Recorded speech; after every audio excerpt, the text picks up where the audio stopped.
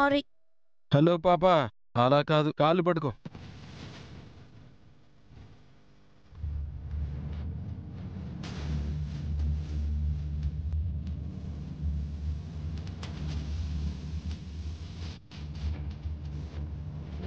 నన్ను క్షమించండి తాత. అయ్యో లేమ్మా. డబ్బులు. మమ్మీ డబ్బులు.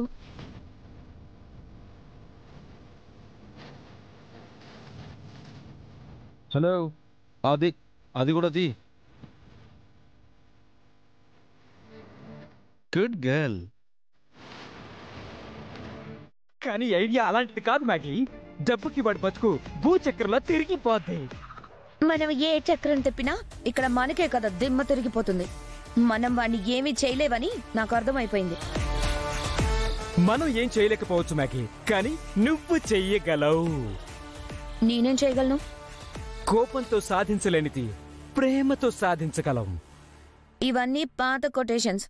దీన్ని మనం కొట్టేసి కొత్తగా వాడబోతున్నాం.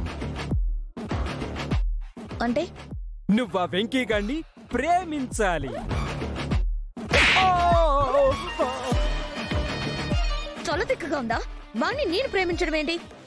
అబ్బా, ప్రేమించడం అంటే నిజంగా వాడి వల్ల పడిపోయి డ్యూయట్ పాడుకోవడం కాదు.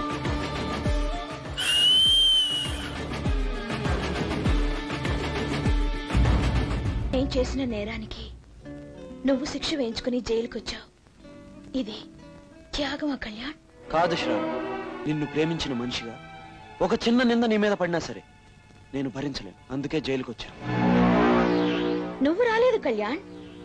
నేనే పగబట్టి పనిగట్టుకుని లేని ప్రేమను నటించి నిన్ను నమ్మించి ఇలా నా కోసం జైలు పాలయ్యే లెవెల్కి ఇరికించాను.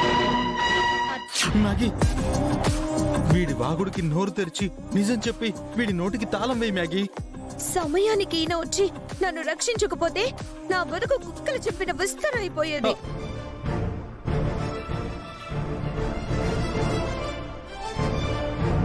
నువ్వు నన్ను ప్రేమించావు కదా, వీడికి సపోర్ట్ చేస్తావే? నేను నిన్ను ప్రేమించడమా? ఇలా నిన్ను నమ్మించి నా కోసం నిన్ను బలి చేసే లెవెల్ కిరిగించాను. అర్థమైందా?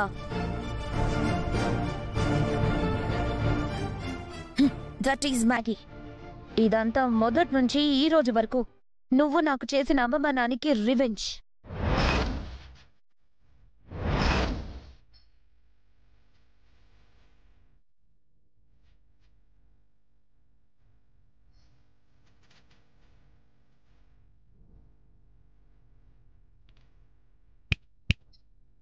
ఇప్పుడు ఎక్కడికి వెళ్తున్నావు? ఆత్మహత్య చేసుకోవడానికి.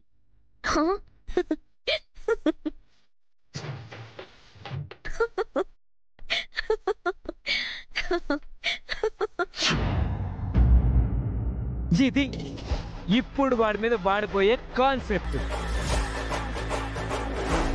లవ్వుతో వాడిని కెవ్వమనిపించాలి.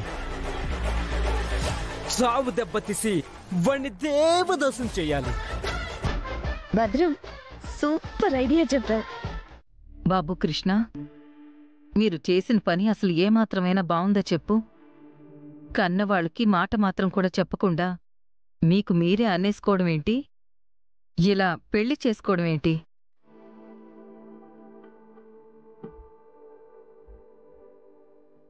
నువ్వు అబ్బాయివి బాబు, పెళ్లి చేసుకున్నావు, ఎక్కడికో వెళ్ళిపోయావు. అక్కడ నువ్వు బానే ఉంటావు.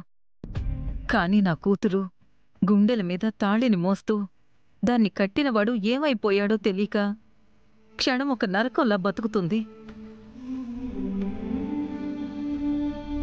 సమాధానాల్లేని ఎన్నో ప్రశ్నలను ఎదుర్కోలేక చిత్రవద అనుభవిస్తుంది. అత్తయ్య గారు, నన్ను క్షమించండి.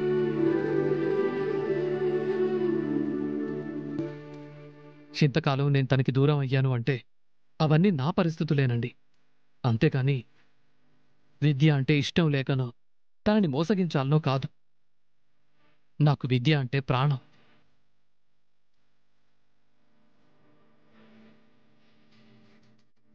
విద్య, ఐఎమ్ సో సారీ. భగవంతుడి సాక్షిగా చెబుతున్నాను, నువ్వు నా భార్యవి, నా ప్రాణాన్ని. నేను నీతో కలిసి బతకలేకపోతే నాకు ఈ జీవితం